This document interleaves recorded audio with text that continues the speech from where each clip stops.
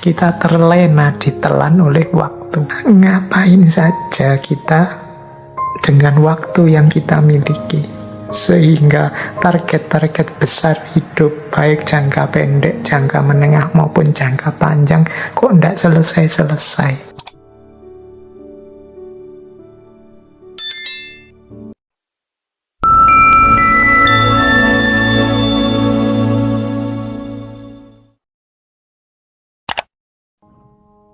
Assalamualaikum warahmatullahi wabarakatuh. Bismillahirrahmanirrahim. Seperti apa sih hidup yang sia-sia itu? Nah, kita lihat beberapa rumusnya Seneca. Yang pertama, kata Seneca, orang-orang begitu hemat dalam menjaga harta pribadi mereka, namun dalam hal menggunakan waktu mereka sangat boros. Nah, ini berarti tentang pemanfaatan waktu.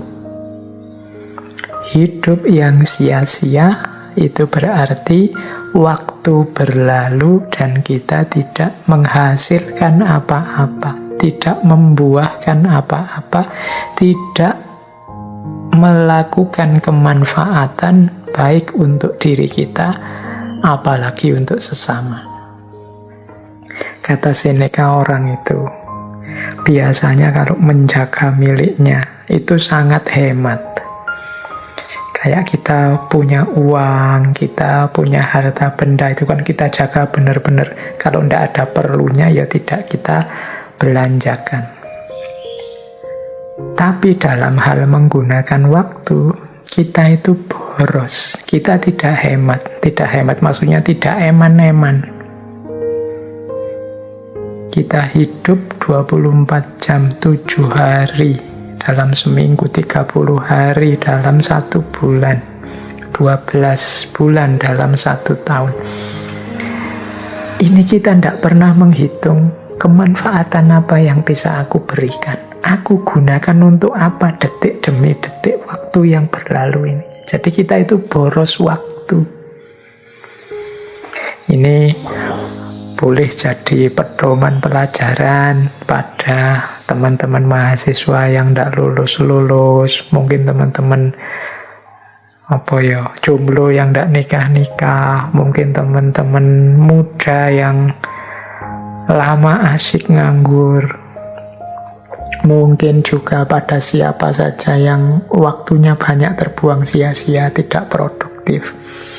Ini Seneca mengingatkan kita, ngapain saja kita dengan waktu yang kita miliki, sehingga target-target besar hidup, baik jangka pendek, jangka menengah maupun jangka panjang, kok tidak selesai-selesai.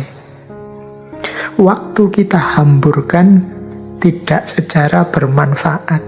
Beda dengan harta tadi. Orang itu kan biasanya kalau punya uang, punya harta itu kan begitu hemat, begitu perhitungan. Setiap keping uang yang keluar itu kita menginginkan timbal balik yang setara dengan yang keluar itu.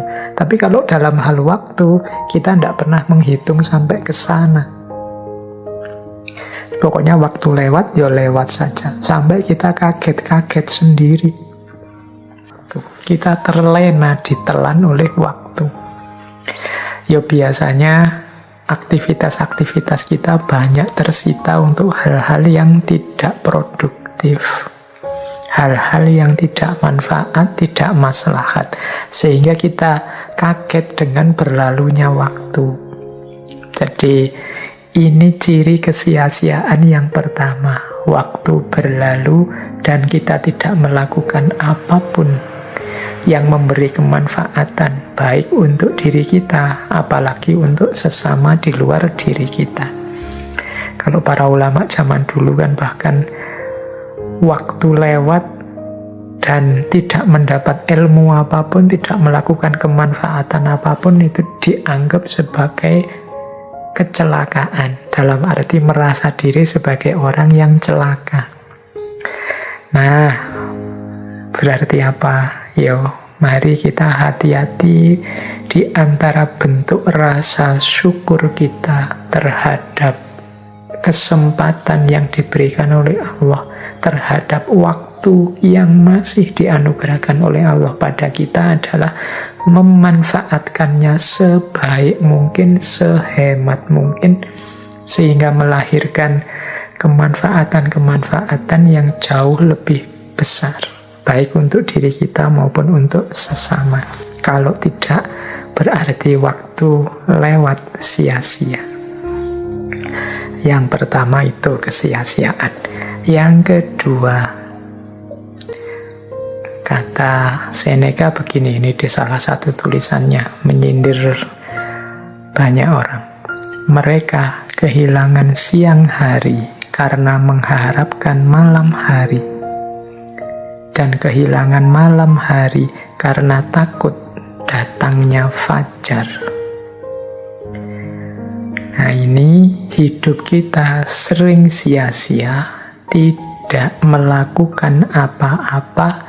Yang pertama karena harapan-harapan yang tidak rasional, atau menunda-nunda dengan alasan-alasan dan harapan-harapan.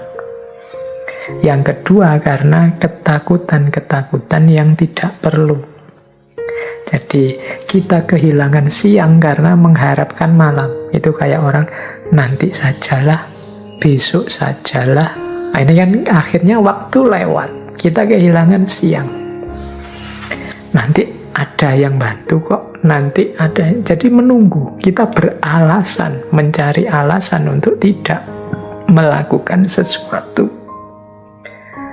Nanti begitu yang kita tunggu atau alasan yang kita buat tadi hadir, sekarang ganti. Bukan alasan atau harapan, tapi ketakutan. Tapi kalau saya lakukan, jangan-jangan khawatirnya siapa tahu akhirnya tidak jalan sudah. Jadi yang semula memberi syarat-syarat harapan sebelum melakukan sesuatu, yang kedua, ketika syarat-syarat yang ditetapkan itu ada, muncul lagi ketakutan-ketakutan sehingga akhirnya sama, tidak ngapa-ngapain. Ya contoh nih teman-teman yang target, Pak saya mau bikin channel YouTube yang isinya manfaat untuk semuanya misalnya.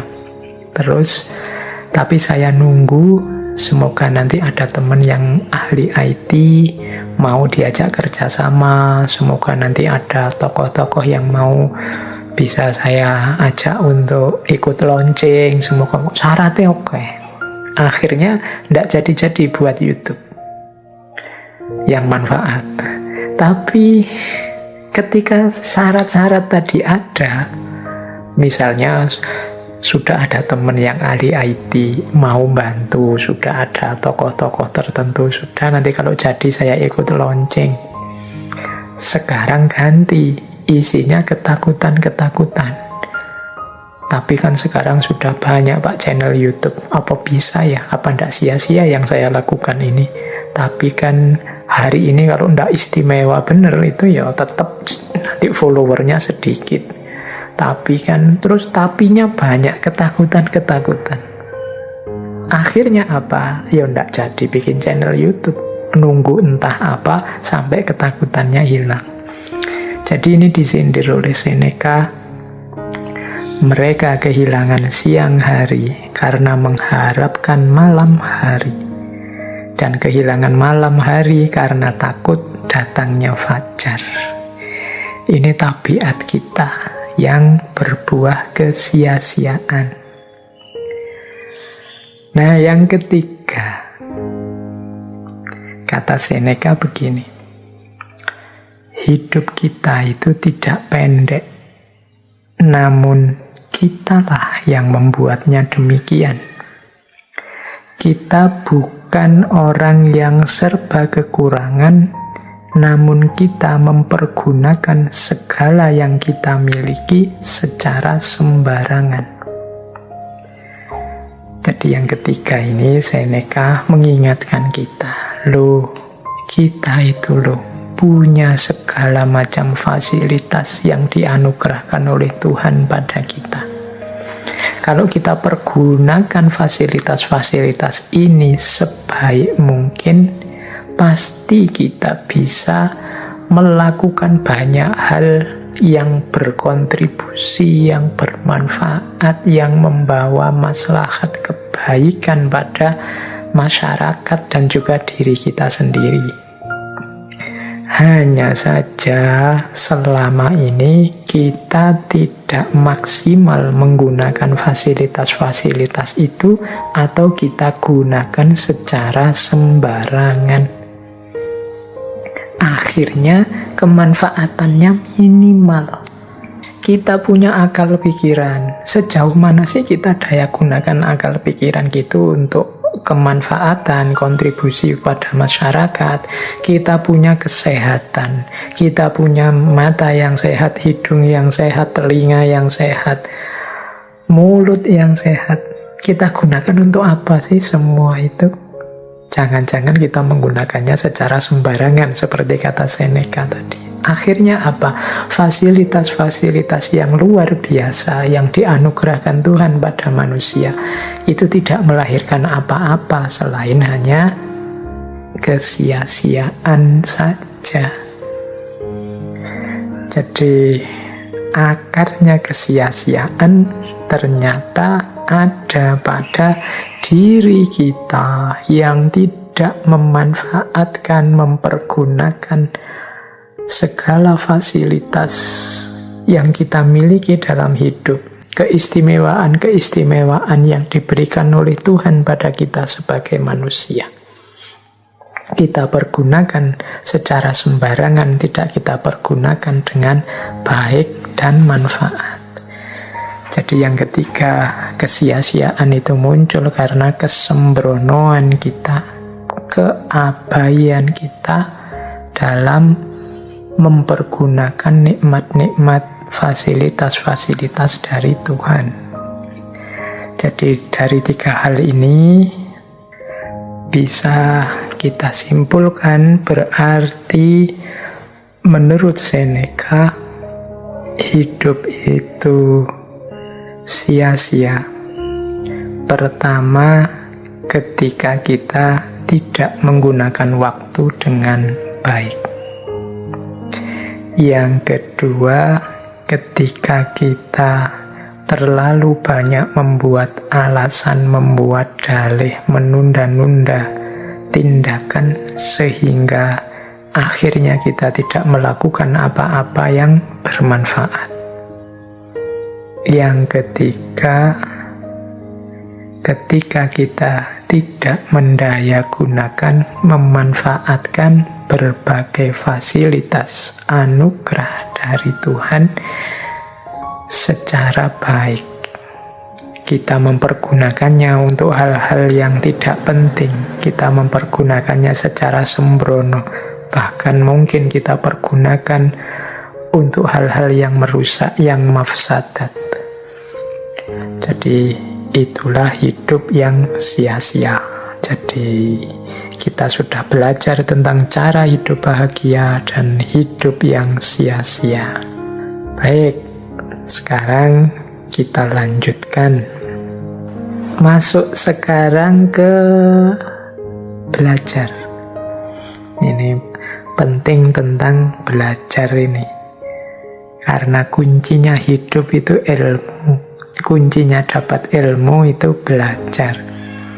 Coba kita lihat ya beberapa nasihat dari Seneca tentang belajar. Ada dua yang saya ambil dari Seneca tentang pelajaran hidup.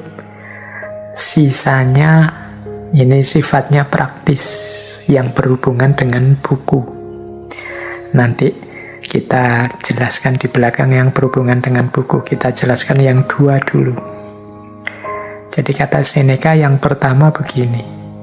Kita tidak belajar di sekolah, tetapi yang utama adalah belajar dalam kehidupan nyata.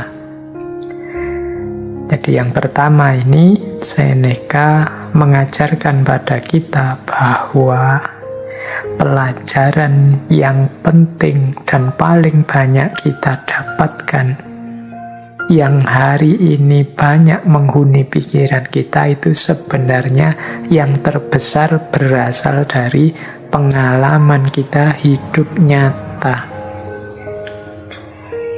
Jadi justru banyak sekali pelajaran-pelajaran yang kita ambil dalam kehidupan nyata. Kenapa bukan di sekolah? Ya karena sekolah itu seringkali wawasan-wawasan dan ilmunya itu berjarak dengan realitas, dengan kenyataan hidup.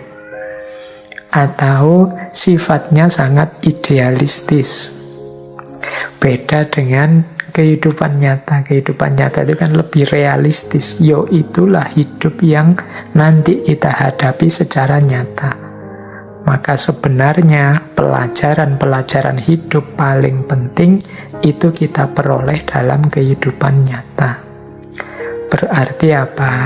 Marilah kita hidupkan mentalitas belajar, semangat belajar dalam detik demi detik kita hidup.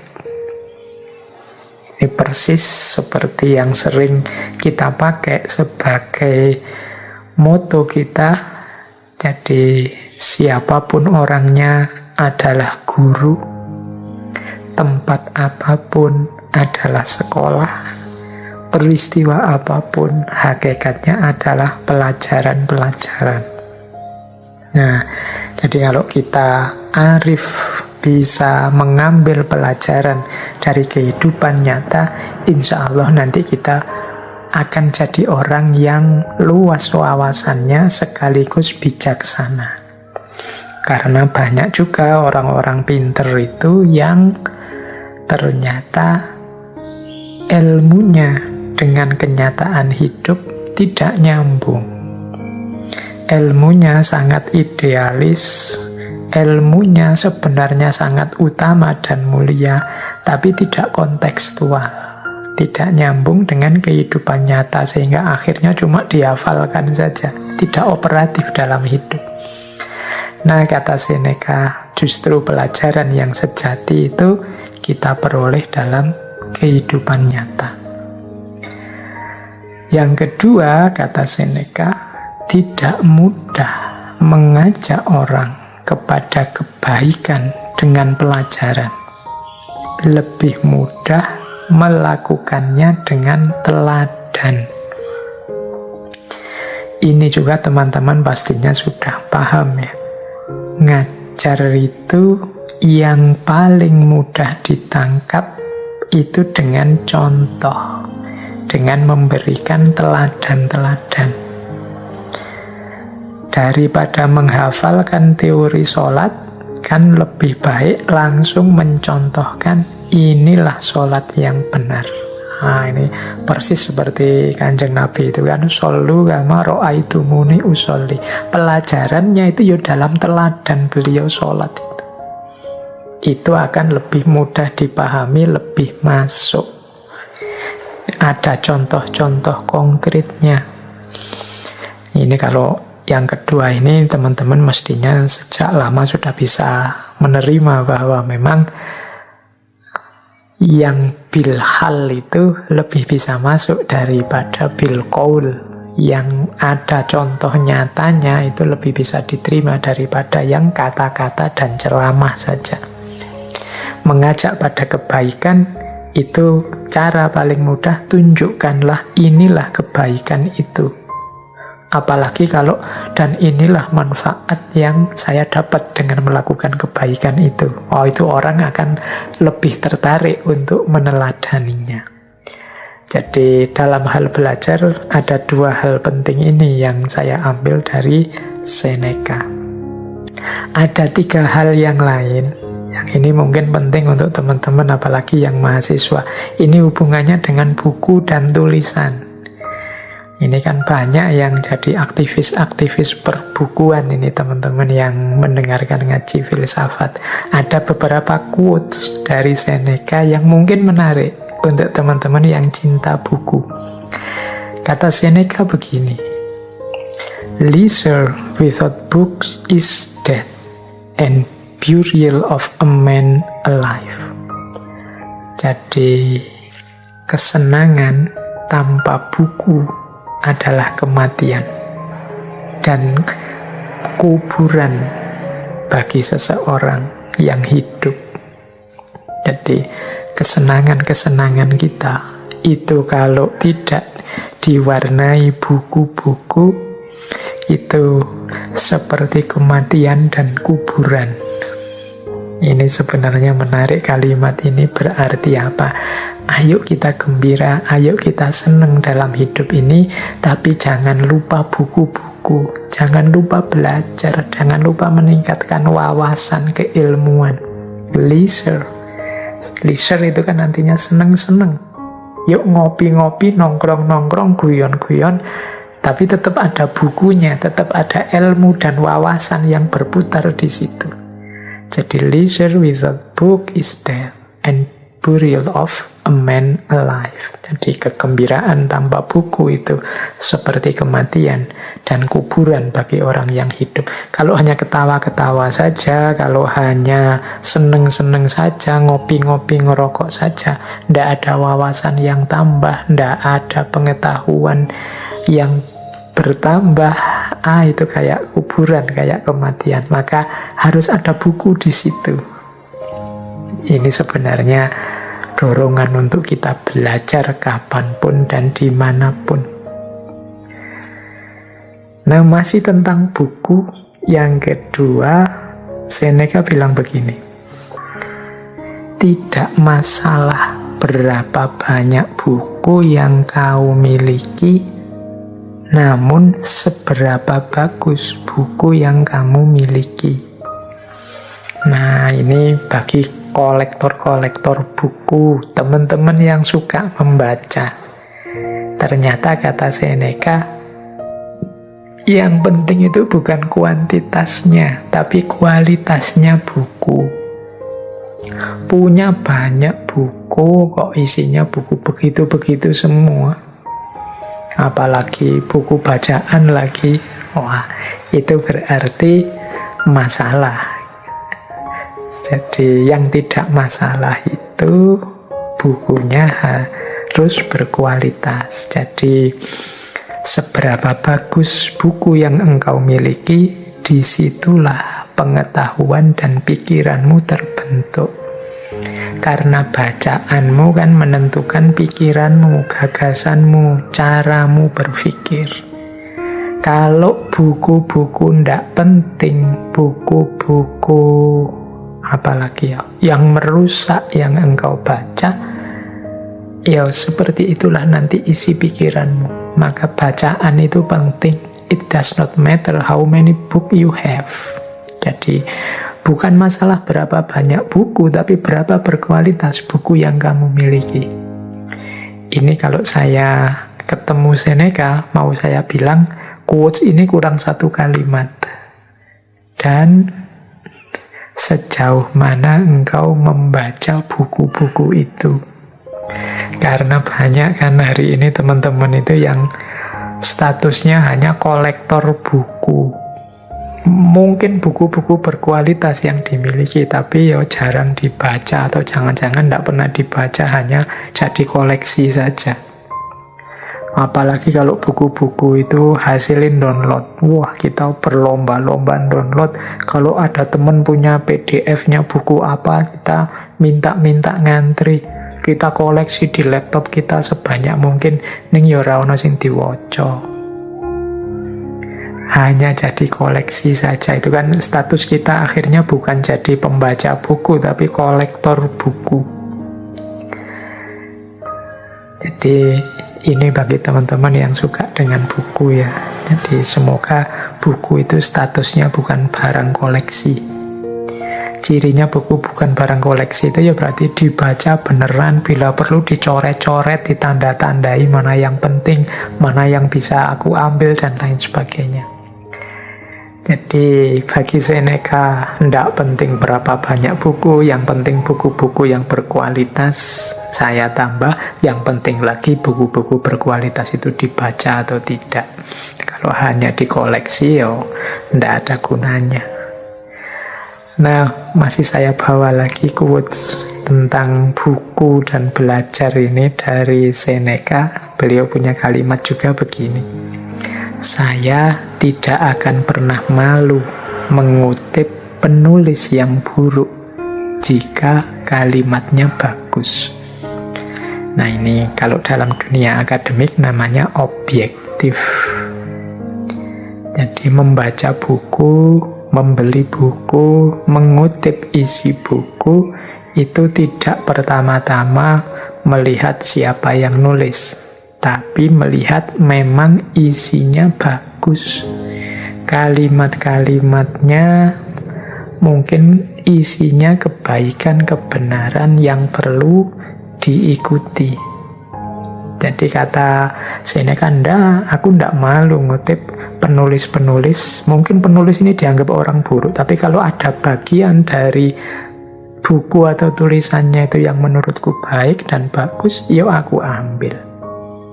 Jadi ini bahasa kita hari ini objektif. Ini mungkin pelajaran loh bagi kita. Hari ini kan kadang-kadang kita itu mau setuju atau tidak, pendapat seseorang ikut atau tidak, pernyataan seseorang, kita lihat orangnya dulu, kita lihat afiliasi organisasinya dulu, kita lihat kemarin-kemarin dia jelek apa bagus. Kalau Seneca enggak, dia objektif saja. Orang ini mungkin bagi banyak orang dianggap penulis yang buruk atau orangnya memang buruk. Tapi di buku yang dianggap buruk ini ada bagian yang menurutku bagus. Ya aku kutip bagian yang bagus itu. Jadi yang bagus disebut bagus, yang tidak bagus ya disebut tidak bagus. Saya tidak malu meskipun ngutip tokoh yang mungkin bagi orang tertentu dianggap jelek. Karena seperti saya bilang tadi di depan, kadang-kadang dalam hal-hal yang buruk ada kebaikan yang bisa kita ambil, dan dalam hal-hal yang baik ada keburukannya, sehingga kita tetap harus kritis. Jadi ini salah satu tuntunan dari Seneca. Ini kalau pakai bahasa agama mungkin ya, unzur makola wala tanzur mangkola. Lihatlah apa yang dikatakan, jangan melihat siapa yang berkata. Setiap malam sebelum tidur kita harus bertanya kepada diri kita. Yang pertama, apa kelemahan yang aku taklukkan hari ini? Yang kedua, kebajikan apa yang aku capai? Nah, ini penting bagi kita ya, biar hari-hari kita itu senantiasa dari kebaikan menuju lebih baik, dari kebenaran menuju lebih benar, dari kekurang sempurnaan menuju lebih sempurna. Jadi ini Seneca nuntun kita, ayo sebelum kita tidur, mari kita introspeksi diri. Kalau bahasa agamanya muhasabah. Mudahnya begini. Yang pertama, mari kita bertanya, apa sih kelemahan-kelemahanku yang berhasil aku taklukkan hari ini? Misalnya, saya itu Pak, males ngaji. Alhamdulillah, hari ini aku bisa agak memaksa diri untuk ngaji. Wong ngaji itu baik. Saya tahu sejak lama ngaji itu baik, hanya saja akhir-akhir ini aku males ngaji. Sekarang aku sukses menaklukkan diriku. Aku sudah mulai ngaji sekarang. Itu jawaban dari pertanyaan tadi. Apa kelemahan hari ini yang aku taklukkan? Aku mulai ngaji. Contohnya begitu. Ya banyak kan kelemahan-kelemahan dalam hidup kita. Sudahkah kita berusaha menaklukkannya? Ya paling tidak kan sudah berusaha menaklukkan. Saya sudah berusaha tidak males lagi Pak. Saya sudah berusaha tidak mudah marah Pak. Saya sudah berusaha untuk sabar Pak. Saya sudah. Itu berarti perjuangan menaklukkan diri. Sebaliknya yang kedua, kebajikan apa yang aku capai. Kita kan oleh Allah juga selain kekurangan-kekurangan dianugerahi banyak kelebihan. Saya itu punya kelebihan kalau ngomong menyenangkan, Pak. Nah, ini tadi saya pakai untuk menggembirakan teman yang sedang kesusahan. Itu kebaikan yang hari ini aku capai. Saya itu, di antara kelebihan saya adalah kepedulian pada sesama, pada teman. Hari ini saya banyak mengekspresikan kepedulian itu, mungkin lewat WA atau lewat medsos yang lain. Nah, itu namanya kebajikan. Saya itu sedikit-sedikit punya ilmu, punya wawasan tentang agama, Pak. Nah, hari ini saya menularkan sedikit wawasan itu karena di rumah untuk adik saya, untuk keponakan saya, untuk saudara saya. Inilah kebajikan yang saya lakukan hari ini. Jadi ini teman-teman, salah satu tips dari Seneca, yuk setiap harinya sebelum tidur itu kita tanya kepada diri kita dua hal ini. Apa perjuanganku mengatasi kekurangan kelemahanku hari ini? Yang kedua, apa tindakanku, apa perlakuanku yang menunjukkan kebajikan sesuai yang aku mampu hari ini. Jadi ini dua pertanyaan menjelang tidur. Ini mungkin nanti jadi kunci dari kebijaksanaan-kebijaksanaan hidup yang lain.